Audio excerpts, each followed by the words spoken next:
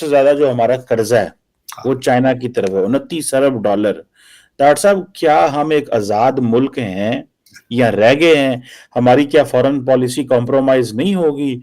जो सऊदी अरब ने हमें 3 अरब डॉलर की ये जो डिपॉजिट को एक्सटेंड किया है 1 साल के लिए, ये हम चाइना के साथ भी हमारी फॉरेन पॉलिसी कॉम्प्रोमाइज्ड है, मिडिल ईस्ट में भी कॉम्प्रोमाइज्ड है।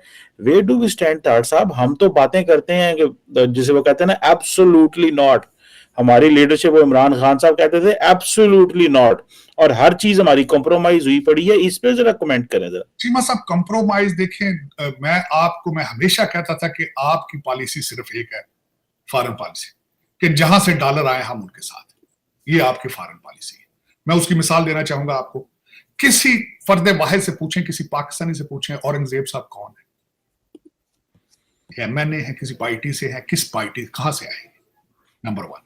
दूसरा चीमा साहब, जहां से डॉलर आते हैं, पैसा आता है, साथ लिस्ट उनकी अपनी साथ आती है। दूसरा, आप इंडिपेंडेंट कंट्री में इसलिए नहीं आपको कहूंगा, आपका बजट इस वक्त बनता है वॉशिंगटन डीसी में, आईएमएफ बनाता है। जो कंट्री आपका बजट बनाता है वही आपकी फॉरेन पॉलिसी बनाता है। Simple as is. किसी से पूछ लेंगे आप, दुनिया के किसी पढ़े लिखे जिसके पास पॉलिटिकल पीएचडी इकोनॉमिक्स की है उससे पूछें, किसी से पूछें जिसके पास पॉलिटिकल साइंस की पीएचडी, उससे ये पूछें कि जो कंट्री आपका बजट बना रहा है, how can you separate your foreign policy from that country? इस वक्त आपका foreign policy total Washington DC में बनती है। किसी पाकिस्तानी जी शऊर की, कॉमन सेंस, मैं गलती के साथ ये नहीं कहूंगा कि किसी पाकिस्तानी से पूछें, ज्यादातर पाकिस्तानी इस वक्त जो है वो मुर्शद के मुरीद हैं और आंखों और कानों से बहरे हैं। गाना उनके कान काम करते हैं, ना आंखें काम करती। इसके अलावा अगर कोई पढ़ा लिखा बंदा है उससे पूछें, मोहसिन नकवी साहब कौन है, वो हल्का का है, किसी को पता है कि वो कहां से आए हैं, नाजल हुए हैं ऊपर से, फरिश्ते हैं, क्या है? दूसरा चीमा साहब, उसमें मैं ये बताना चाहूंगा कि आपका शहबाज शरीफ साहब का पांचवी मुलाकात है एमबीएस के साथ, 5वीं मुलाकात। और चीमा साहब, दर हकीकत अगर देखा जाए तो दुख के साथ कहूंगा, आपके ग्रास रूट इश्यू को अभी तक किसी आपके रूलिंग एलीट में से किसी बंदे ने उसको टच ही नहीं किया उसको। ग्रास रूट इश्यूज ये है, आपके बच्चे स्कूल में नहीं जा रहे, जो जा रहे हैं वो पढ़ नहीं पा रहे, इंटरनेशनल स्टैंडर्ड पे दे आर नॉट कंपैटिबल। उसके बाद आपकी एक्सपोर्ट के ऊपर तवज्जो नहीं दी जा रही। आज एक दूसरी खबर आपको बताना चाहूंगा, आज किसी ने वहां पे सर्वे किया है कि पाकिस्तान के अंदर जो आपके डॉलर की ओरिजिनल वैल्यू है वो 210 रुपए है। ये जो आपने 300 के करीब ले गए हैं, ये आईएमएफ की फरमाइश पर ले गए हैं। तो आप देख लें 210 से 280 तक जो दरमियान का गैप है 85 का, वो क्या है? वो सारा आर्टिफिशियल है। आज $210 तक अगर उसकी वैल्यू लेके आ जाए, आपके हालात ठीक हो जाते हैं, लेकिन वो फिर आपके दुबई के प्लाजों का क्या बनेगा? आपकी रूलिंग एलीट के बच्चे जो टोरंटो और लंदन में बैठे हैं, जिनका खर्चा पाउंडों और डॉलरों में, उनका क्या बनेगा?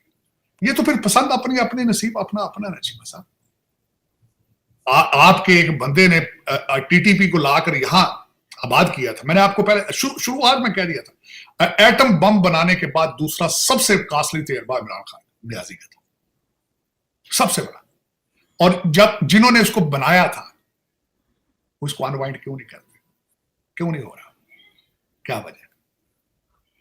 ये चीमा साहब, ये पाकिस्तान की तबाही जिन्होंने की थी, जब तक आप सजा, जिस सोसाइटी में सजा जजा नहीं, चीमा साहब मैंने कई दफा कहा था, ये बड़ी पुरानी बात हर बंदे को पता है। जब जर्मन तैयारों ने साया कर दिया था लंदन के ऊपर, इतने आ गए थे, तो नीचे विंस्टन चर्चिल ने कहा था, अगर अदालतें इंसाफ दे रही हैं तो हमें नथिंग रॉन्ग विद इंग्लैंड। आपकी अदालतें क्या है? Good to see you. मेरी सास आपको बहुत याद करती हैं, आलू के पराठे बना रही हैं आपके लिए। Good to see you, good to see you. शर्म ही कोई नहीं। अब आपके जजों की अपॉइंटमेंट है आजकल होने वाली है। आजकल एक सुना है किसी नए सुप्रीम कोर्ट में भी सीधे कहते ना, सिपाही नहीं भर्ती करना, कहते सीधे ही जज।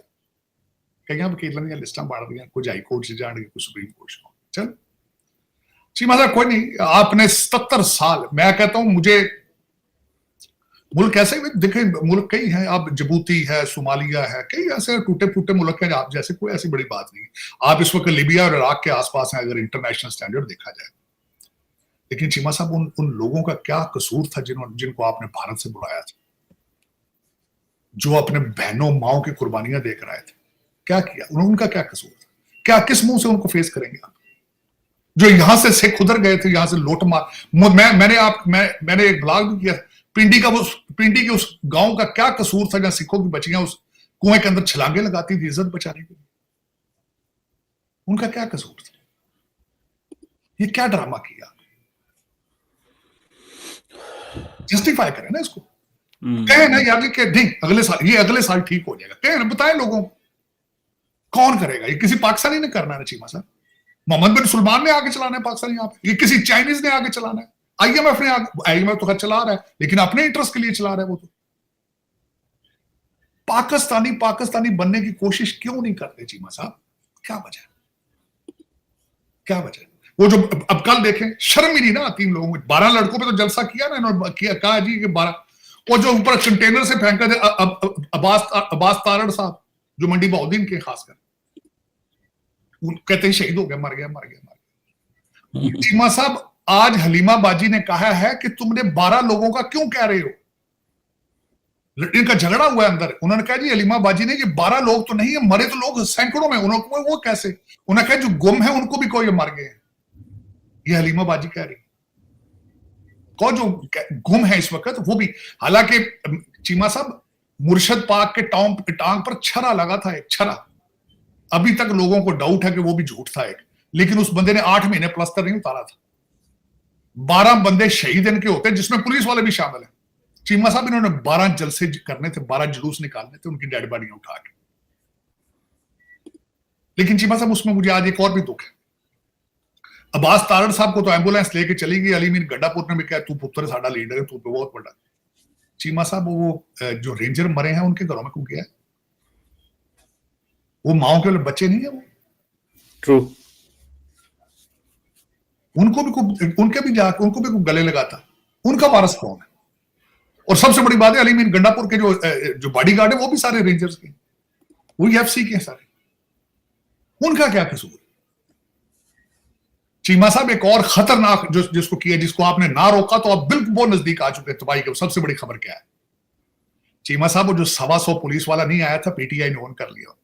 आई होप दोस्तों आपको ये वीडियो ज़रूर पसंद आई होगी, और जैसा कि इस वीडियो के अंदर आपने पाकिस्तानी पत्रकार कमर चीमा और तार साहब को सुना है, वो यहाँ पर पाकिस्तान के अंदर जो पॉलिटिकल जो क्राइसिस चल रहा है, जो सिचुएशन चल रही है पाकिस्तान के अंदर, उसको लेकर बात कर रहे थे। इसके अलावा पाकिस्तान के जो ऊपर कर्जा है उसको लेकर यहाँ पर बातचीत हो रही थी कि अभी हाल ही में एशियन डेवलपमेंट बैंक की एक रिपोर्ट निकल कर आई है, जिसमें बताया गया कि पाकिस्तान के पास जो ओवरऑल कर्जा है उसमें से $29 बिलियन तो सिर्फ अकेला चाइना का कर्जा है। और ये सारा का सारा कर्जा जो है ना सीपीएससी को लेकर हुआ है पाकिस्तान के ऊपर। इनका सीपीएससी जो प्रोजेक्ट था वो भी कंप्लीट नहीं हुआ, और सारा का सारा पैसा जो है ना वो कर्जे के रूप में आया। और इनके जो आर्मी के लोग हैं, इनकी जो नेता लोग हैं, वो उनको जो है ना भ्रष्टाचार कर गए, और सारा का सारा पैसा जो है ना वो कर्जे के रूप में पाकिस्तान के ऊपर चढ़ गया है।